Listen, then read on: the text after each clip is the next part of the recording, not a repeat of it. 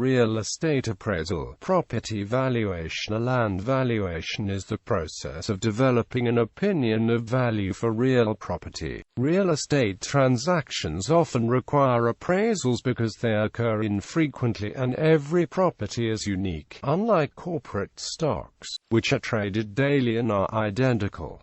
Appraisal reports form the basis for mortgage loans, settling estates and divorces, taxation, and so on. Sometimes an appraisal report is used to establish a sale price for a property. Most, but not all, countries require appraisers to be licensed or certified. Appraisers are often known as property valuers or land valuers. In British English, they are valuation surveyors. If the appraiser's opinion is based on market value, then it must also be based on the highest and best use of the real property. In the United States, mortgage valuations of improved residential properties are generally reported on a standardized form like the Uniform Residential Appraisal Report. Appraisals of more commercial properties are often reported in narrative format and completed by a certified general appraiser.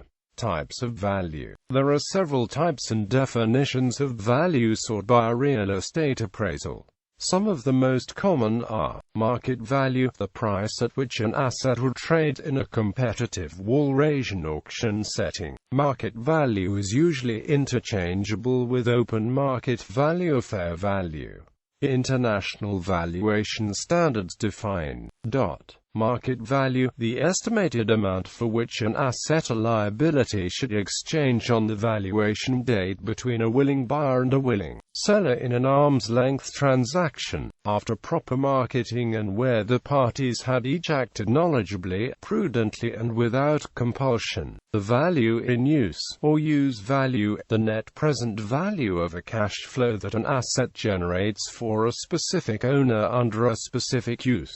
The value in use is the value to one particular user, and may be above or below the market value of a property. Investment value is the value to one particular investor, and may or may not be higher than the market value of a property. Differences between the investment value of an asset and its market value provide the motivation for buyers or sellers to enter the marketplace. International valuation standards define investment value, the value of an asset to the owner or a prospective owner for individual investment or operational objectives. Insurable value is the value of real property covered by an insurance policy. Generally, it does not include the site value. Liquidation value may be analyzed as either a forced liquidation or an orderly liquidation and is a commonly sought standard of value in bankruptcy proceedings. It assumes the seller who is compelled to sell after an exposure period which is less than the market normal time frame. Price versus value. There can be differences between what the property is really worth and what it costs to buy it. A price paid might not represent that property's market value. Sometimes, special considerations may have been present, such as a special relationship between the buyer and the seller where one party had control or significant influence over the other party. In other cases, the transaction may have been just one of several properties sold or traded between two parties. In such cases, the price paid for any particular piece is not its market value, but rather its market price. At other times, a buyer may willingly pay a premium price above the generally accepted market value, if his subjective valuation of the property was higher than the market value. One specific example of this is an owner of a neighboring property who, by combining his own property with the subject property, could obtain economies of scale. Similar situations sometimes happen in corporate finance. For example, this can occur when a merger or acquisition happens at a price which is higher than the value represented by the price of the underlying stock. The usual explanation for these types of mergers and acquisitions is that the sum is greater than its parts, since full ownership of a company provides full control of it. This is something that purchasers will sometimes pay a high price for. This situation can happen in real estate purchases too, but the most common reason for value differing from price is that either the buyer or the seller is uninformed as to what the property's market value is, but nevertheless agrees on a contract at a certain price which is either too expensive or too cheap. This is unfortunate for one of the two parties. It is the obligation of a real property appraiser to estimate the true market value of a property and not its market price. Market value definitions in the United States. In the United States, appraisals are for a certain type of value. The most commonly used definition of value is market value. While uniform standards of professional appraisal practice does not define market value, it provides general guidance for how market value should be defined. A type of value, stated as an opinion, that presumes the transfer of a property as of a certain date, under specific conditions set forth in the definition of the term identified by the appraiser as applicable in an appraisal. Thus, the definition of value used in an appraisal, a current market analysis and report, is a set of assumptions about the market in which the subject property may transact. It affects the choice of comparable data for use in the analysis. It can also affect the method used to value the property. For example, tree value can contribute up to 27% of property value. 3 approaches to value. There are 3 traditional groups of methodologies for determining value. These are usually referred to as the 3 approaches to value, which are generally independent of each other: the sales comparison approach, the cost approach, the income approach. However, the recent trend of the business tends to be toward the use of a scientific methodology of appraisal which relies on the foundation of quantitative data, risk, and geographical-based approaches. Pagort et have provided a review on the methods used in the industry by comparison between conventional approaches and advanced ones. As mentioned before, an appraiser can generally choose from 3 approaches to determine value. 1 or 2 of these approaches will usually be most applicable, with the other approach or approaches usually being less useful. The appraiser has to think about the scope of work, the type of value, the property itself, and the quality and quantity of data available for each approach. No overarching statement can be made that one approach or another is always better than one of the other approaches. The appraiser has to think about the way that most buyers usually buy a given type of property. What appraisal method do most buyers use for the type of property being valued? This generally guides the appraiser's thinking on the best valuation method, in conjunction with the available data. For instance, appraisals of properties that are typically purchased by investors may give greater weight to the income approach. Buyers interested in purchasing single-family residential property would rather compare price. In this case, the sales comparison approach would be more applicable. The third and final approach to value is the cost approach to value. The cost approach to value is most useful in determining insurable value and cost to construct a new structure or building. For example, single apartment buildings of a given quality tend to sell at a particular price per apartment. In many of those cases, the sales comparison approach may be more applicable. On the other hand, a multiple building apartment complex would usually be valued by the income approach, as that would follow how most buyers would value it. As another example, single-family houses are most commonly valued with greatest weighting to the sales comparison approach. However, if a single-family dwelling is in a neighborhood where all or most of the dwellings are rental units, then some variant of the income approach may be more useful. so the choice of valuation method can change depending upon the circumstances, even if the property being valued does not change much. The sales comparison approach. The sales comparison approach is based primarily on the principle of substitution. This approach assumes a prudent individual will pay no more for a property than it would cost to purchase a comparable substitute property. The approach recognizes that a typical buyer will compare asking prices and seek to purchase the property that meets his or her wants and needs for the lowest cost. In developing the sales comparison approach, the appraiser attempts to interpret and measure the actions of parties involved in the marketplace, including buyers, sellers, and investors. Data collection methods and valuation process. Data is collected on recent sales of properties similar to the subject being valued, called comparables. Only sold properties may be used in an appraisal and determination of a property's value, as they represent amounts actually paid or agreed upon for properties. Sources of comparable data include real estate publications, public records, buyers, sellers, real estate brokers and/or agents, appraisers, and so on. Important details of each comparable sale are described in the appraisal report. Since comparable sales are not identical to the subject property, adjustments may be made for date of sale, location, style, amenities, square footage, site size, etc. The main idea is to simulate the price that would have been paid if each comparable sale were identical to the subject property. If the comparable is superior to the subject in a factor or aspect, then a downward adjustment is needed for that factor. Likewise, if the comparable is inferior to the subject in an aspect, then an upward adjustment for that aspect is needed. The adjustment is somewhat subjective and relies on the appraiser's training and experience. From the analysis of the group of adjusted sales prices of the comparable sales,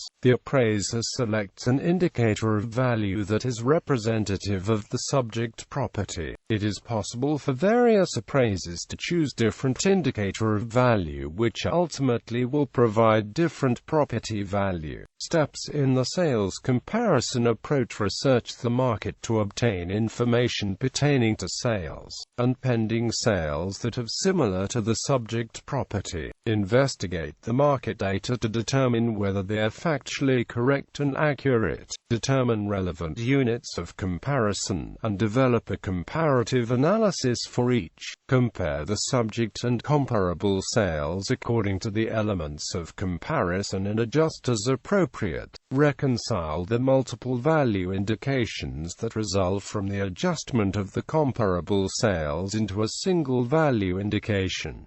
The cost approach. The cost approach was once called the summation approach. The theory is that the value of a property can be estimated by summing the land value and the depreciated value of any improvements. The value of the improvements is often referred to by the abbreviation RCNLD. Reproduction refers to reproducing an exact replica. Replacement cost refers to the cost of building a house or other improvement which has the same utility, but using modern design, workmanship and materials. In practice, appraisers almost always use replacement cost and then deduct a factor for any functional disutility associated with the age of the subject property. An exception to the general rule of using the replacement cost is for some insurance value appraisals. In those cases, reproduction of the exact asset after a destructive event like a fire is the goal. In most instances when the cost approach is involved, the overall methodology is a hybrid of the cost and sales comparison approaches.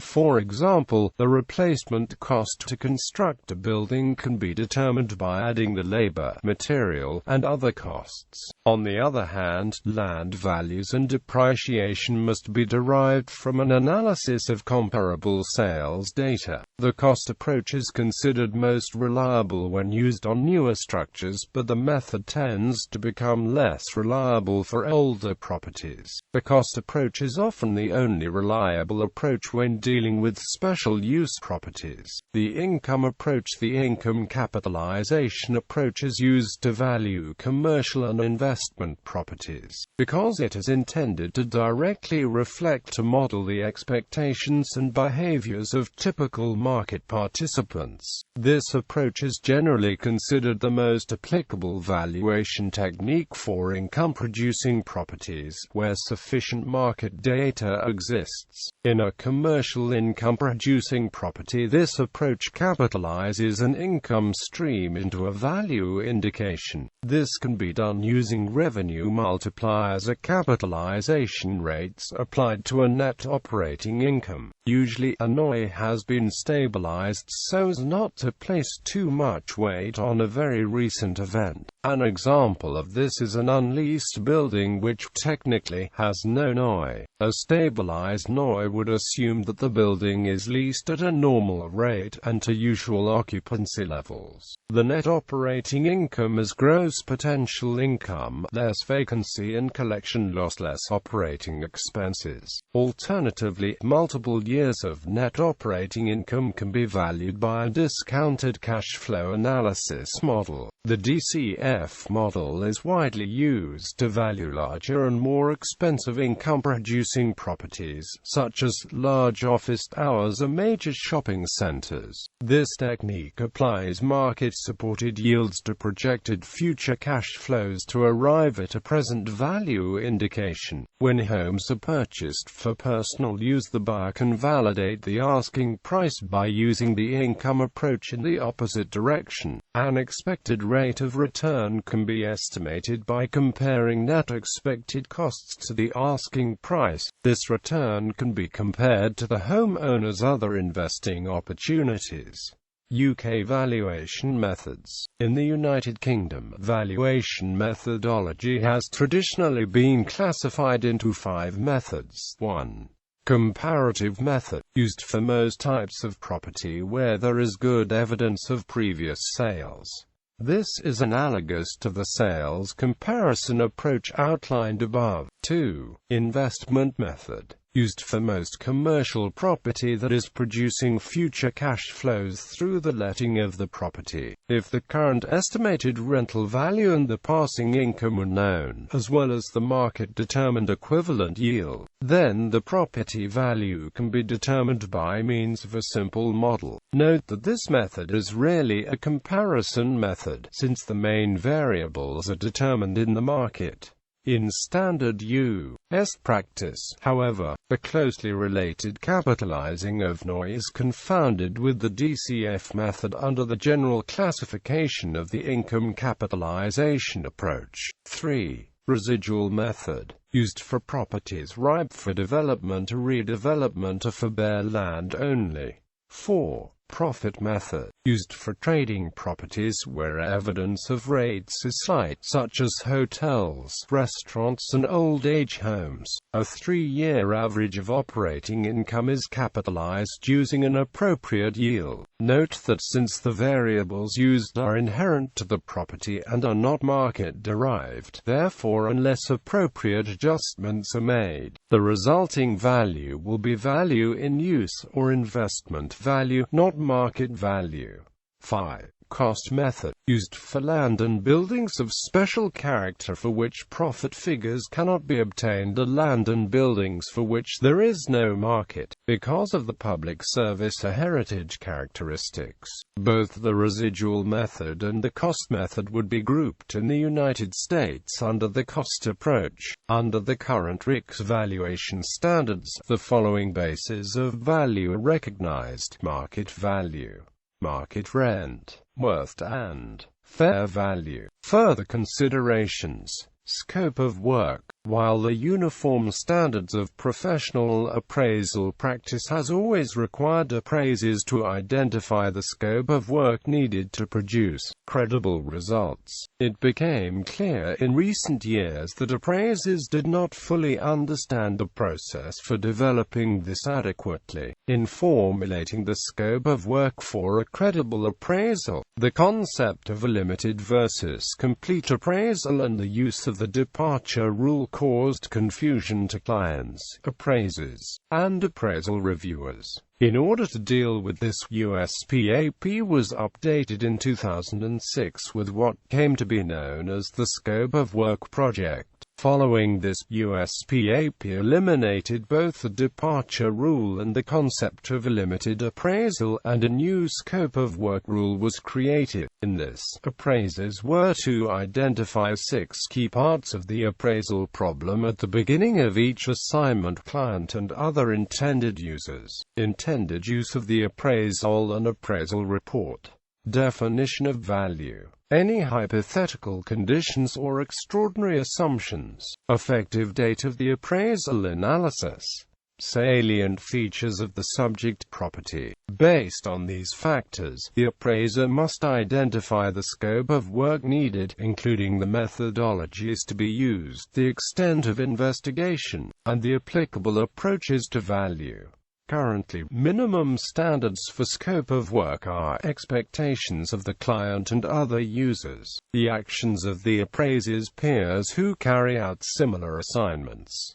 The scope of work is the first step in any appraisal process. Without a strictly defined scope of work, an appraisal's conclusions may not be viable. By defining the scope of work, an appraiser can properly develop a value for a given property for the intended user, and for the intended use of the appraisal. The whole idea of scope of work is to provide clear expectations and guidelines for all parties as to what the appraisal report does and does not cover, and how much work has gone into it.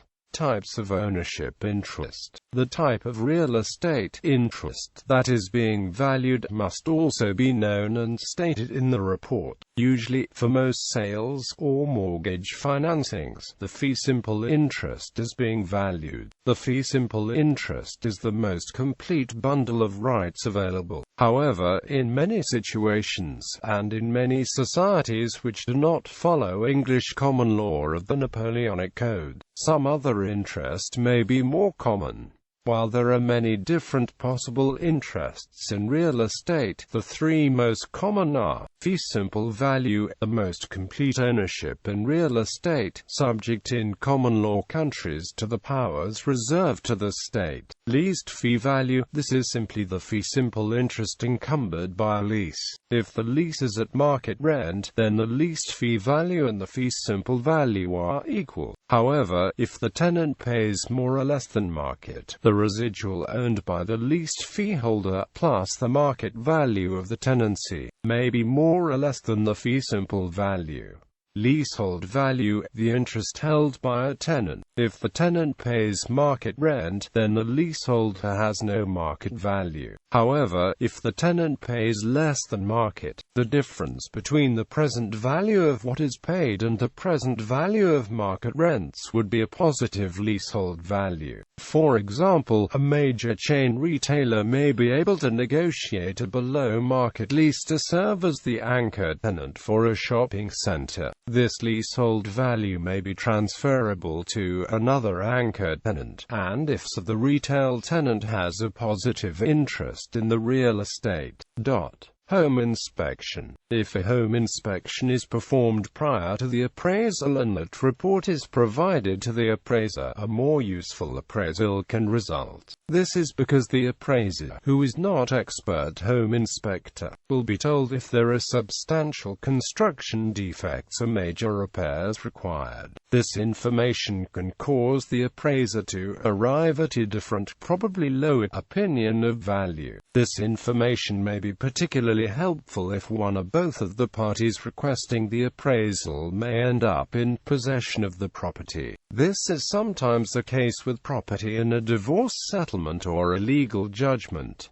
Real estate appraisal and data entry. Appraisers provide all the data needed to input in appraisal reports. A data entry team does the rest. It searches, consolidates and types the data into reports, such as subject data and comparable grid prior sales history. Most data entry organizations work 24 hours a day, 7 days a week, 365 days a year. The appraiser sends empty reports, and the data entry team works all day and night, even while the appraiser is sleeping. This process increases the appraiser's efficiency, and frees up his her time. Mass appraisal and automated valuation models. Automated valuation models are growing in acceptance. These rely on statistical models such as multiple regression analysis or geographic information systems. While AVMs can be quite accurate, particularly when used in a very homogeneous area, there is also evidence that AVMs are not accurate in other instances, such as when they are used in rural areas, or when the appraised property does not conform well to the neighborhood.